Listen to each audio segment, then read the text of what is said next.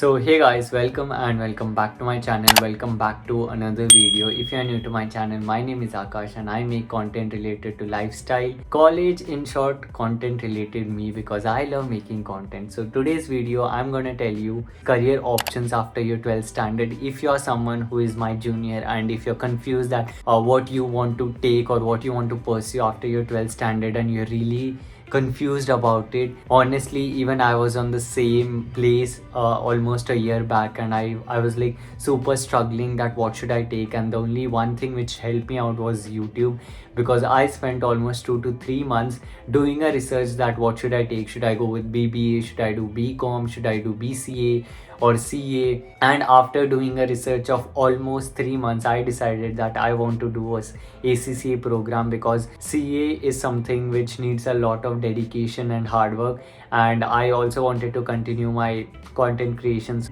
I did a huge research about ACCA and then I figured out which are the best colleges in Bangalore, and I got to know that of course it's Christ. So I gave my interview and all and I luckily got selected. So in today's video I'll help you out that what you should do after your 12th standard. And another thing I want to tell is that this video is mostly about students who have done their commerce in 11th and 12th, because I'm a commerce student, so I have the इसमें मेरी better expertise है जिसमें मैं आपकी help कर सकता हूँ. Science का मुझे ज़्यादा आइडिया नहीं है, बट मैं I try to, if you want me to do such videos for you guys, and definitely comment down. मैं अपने फ्रेंड्स से सारी इन्फॉर्मेशन लेके वीडियो बना दूँ. तो चलिए शुरू करते हैं. मैंने अपनी क्राइस्ट की नई डायरी मिली थी मुझे, तो मैं इसको कंटेंट क्रिएशन के लिए यूज़ कर रहा हूँ.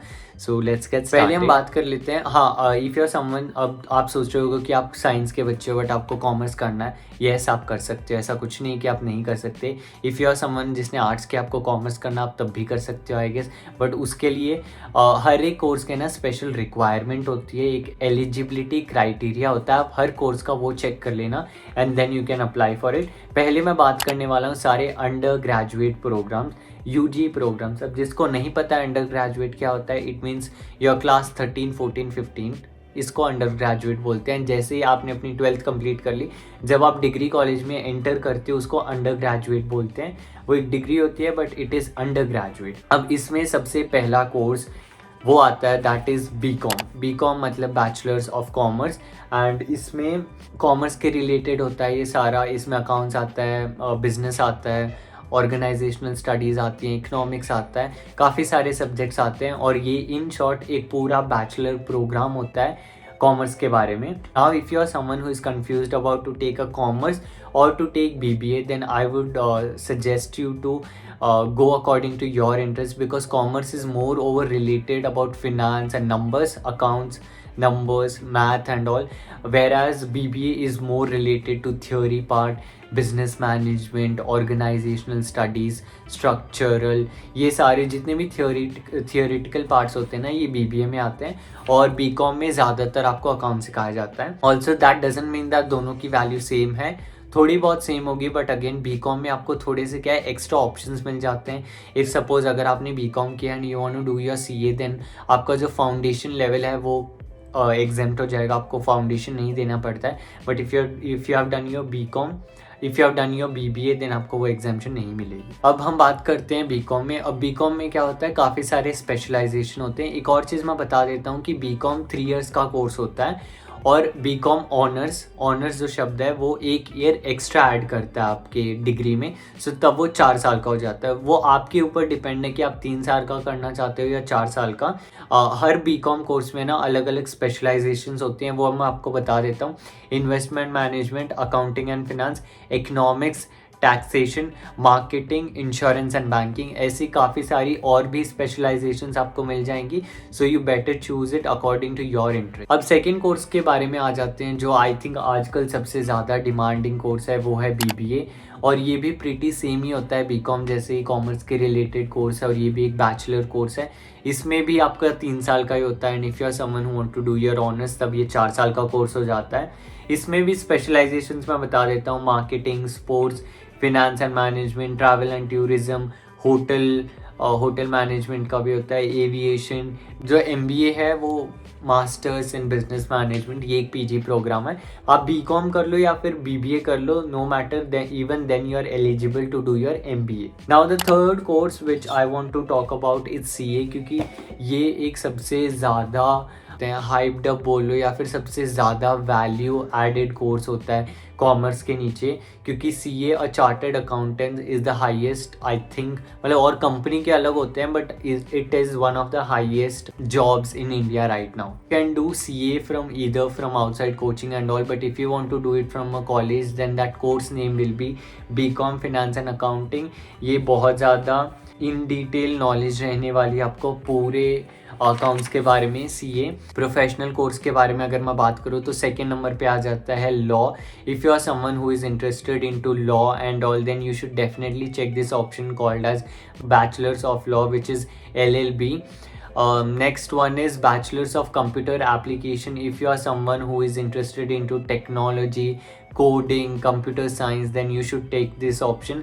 Also computer science के computer application के भी आजकल बहुत ज़्यादा डिमांड बढ़ रही है, so you also should check this out. मैं बात करने वाला हूँ if you are someone commerce student and you want to go to arts, then you can do this. BA humanities कर सकते हो। BA ये arts वालों के लिए है। सो BA ह्यूमैनिटीज़ में आपको काफ़ी सारे वो ऑप्शंस मिल जाते हैं, जैसे फैशन डिज़ाइनिंग मिल जाता है, ग्राफिक डिज़ाइनिंग मिल जाता है, मास मीडिया मिल जाता है, साइकोलॉजी कोर्स मिल जाता है। Now if you are someone who want to do psychology, then उसके लिए मैंने एक सेपरेट वीडियो बना के रखी है, आप उसमें जाके चेक कर लो कि कितने सारे साइकोलॉजी के बारे में मैंने पूरा इन डिटेल वहाँ पे बताया हुआ है। नाउ प्रोफेशनल कोर्सेज और आप कर सकते हो, जैसे CA होता है। अब CA का क्या होता है कि इट इज़ अ मिनिमम इसमें 4 साल लगते हैं, आपके पेपर्स होते हैं, 3 ग्रुप्स होते हैं, foundation, intermediate and final. Intermediate के बाद आपको 2 साल की इंटर्नशिप करनी पड़ती है, then only you are eligible to write your final paper and this course can be done under 1 lakh rupees and इसमें आपको कॉस्टिंग सिखाएंगे, management, accounting and more costing related. The third one is cost and management accounting. ये कोर्स को shortcut में बोलूँ तो CMA भी बोलते हैं। इसमें ज़्यादा मोर डिटेल कॉस्टिंग के रिलेटेड रहेगी और CA में आपको अकाउंटिंग, फिनांस और स्टॉक मार्केट सब कुछ सिखाएंगे और ये जो CMA इसमें in detail of cost management सिखाएंगे। Now the third very good option of professional course, it is called as company secretary, CS. If you are someone who doesn't want to study a lot of accounts, numbers and all, and you are someone who is interested into law, again rules and regulation, and you don't want to do your LLB, then you can definitely pursue company secretary because even they are paid really well. Even one of my friend is doing it and he was telling कि accounts तो होता ही नहीं है, सिर्फ theory होती है, so you can, it is a very good option. CS plus LLB अगर आप कर लेते हो तो मज़े ही आ जाएंगे क्योंकि उसकी वैल्यू तो और एडेड हो जाएगी. बैचलर्स में आपको इतने ही ऑप्शंस मिलते हैं, एक दो ऑप्शन और होगा जो मैं भूल गया हूँ, so I am sorry. Well I know मैं आपकी वीडियो के बीच में आ चुका हूँ, but this information is something जो मैं नहीं चाहता कि आप मिस आउट करो. काफ़ी सारे स्टूडेंट ऐसे होंगे जिनको फॉरेन में भी जाके पढ़ना होगा. सो अब्रॉड में अगर स्टडी करना है तो ये सही टाइम है आइल्स की तैयारी करने का. फॉरेन जाना हार्ड नहीं होता, वहाँ की टॉप यूनिवर्सिटीज में एडमिशन लेना थोड़ा ट्रिकी हो सकता है. अगर आपके आइल्स में 8+ बैंड स्कोर आ गए ना, तो ये समझो एक अच्छी टॉप यूनिवर्सिटी में आपकी सीट पक्की, जो कि ना सिर्फ आपको वहाँ पे स्टडी करने का चांस देगी बल्कि वहाँ पे सेटल होने में भी आपकी मदद करेगी. जैसे PW आइल्स के स्टूडेंट ने 8.5 बैंड स्कोर करके अपनी ड्रीम यूनिवर्सिटी में एडमिशन ले लिया. अब आपकी बारी है. चेकआउट PW आइल्स के एक्सपर्ट बैचेस और अपनी तैयारी शुरू कर दो. बैचेस में आपको ये सब कुछ मिलेगा: 70 hours of live and recorded sessions, 30 IELTS mock test with real exam interface, expert trainers, 2-वे interaction, 1-on-1 evaluation and guess what, study abroad consultation too. इन जैसे फीचर्स भी आपको मिल जाएंगे. सबसे बड़ी बात, अभी ये बैचेस है ना हेवी डिस्काउंट पे चल रहे हैं, तो आप वेट किसका कर रहे हो, जाके चेकआउट करो. प्राइजेस आपकी स्क्रीन पे आ रहे हैं और अगर आप मेरा कूपन कोड यूज करते हो ना तो आपको एक एडिशनल 200 रुपीज ऑफ मिल जाएगा. लिंक और बाकी सारी इंपॉर्टेंट डिटेल्स है ना मैंने डिस्क्रिप्शन बॉक्स में डाल दिया, तो आप जाके चेकआउट कर लो. And now go and enjoy the video. पहले अब हम आ जाते हैं मास्टर कोर्स के बारे में.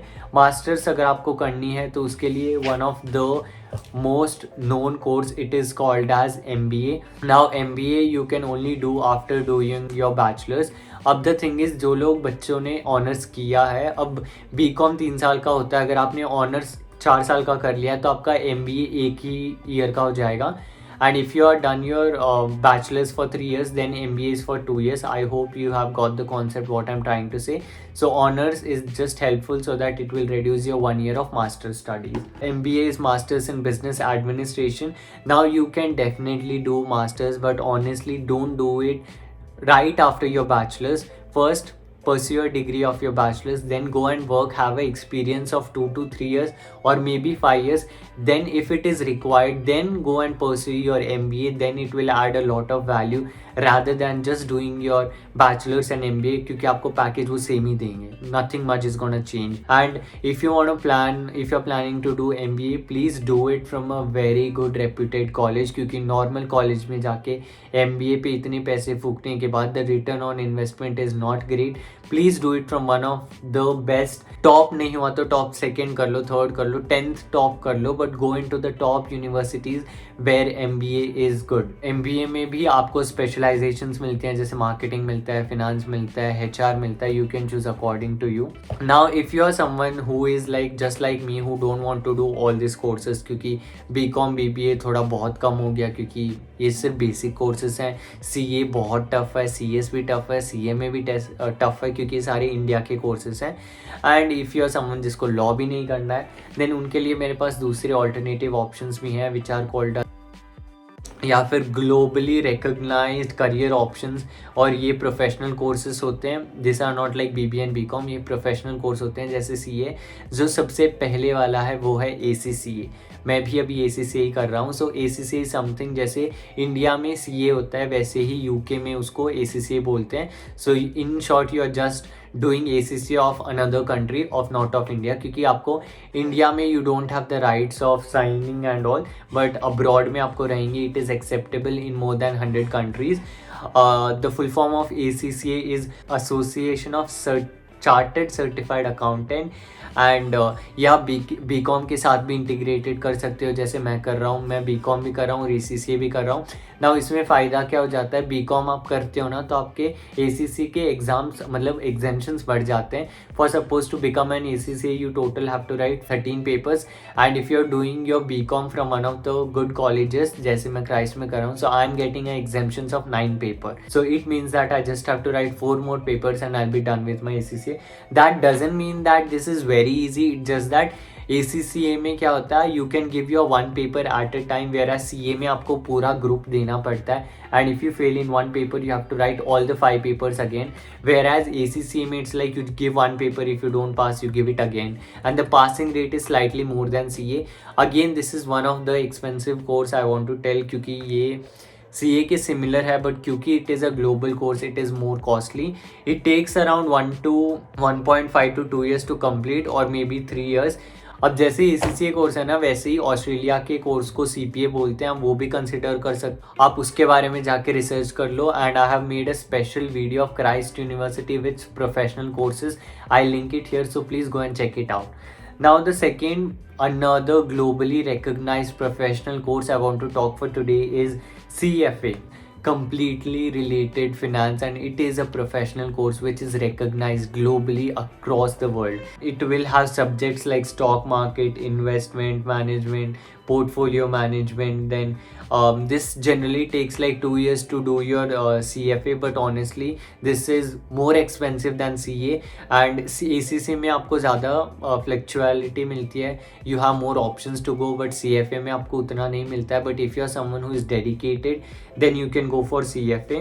but इसके कुछ eligibility criterias होते हैं, जैसे ACCA का you can start giving your papers right after your 10th standard, you can give it in 11th and 12th. but CFA के लिए the minimum requirement is UG, मतलब आपकी अंडर ग्रेजुएशन होनी चाहिए. And the full form of CPA is certified public accountant. ये finance risk management करते हैं और 1 से 2 साल का आपको एक्सपीरियंस लेना पड़ेगा. More experience but good. Expensive but the return on investment is really good on this. And CFA एक ऐसा कोर्स है जो बहुत ज़्यादा डिमांड में है और आजकल काफ़ी सारे लोगों को करना है. सो आप प्लीज़ सारी चीज़ों के बारे में, just suppose example you want to do your CA, BCom with CA, go and watch some other videos and be clarified, because at the end it's your life, it's your parents money. I don't want you to, get influenced by some people who is doing CFA just because he's good in studies in accounts and all. You please don't go and waste your time. Please take a subject where your interest lies. And I hope this video might have helped you a little bit. If you have any other doubts related any course and all, please let me know. And that's it for this video. I hope you have enjoyed it. If you did so, don't forget to hit the like button, subscribe to my channel, and comment down below. I'll see you in the next video very soon. Till then, thank you for watching, and I'll see you in the next video very soon. Bye guys.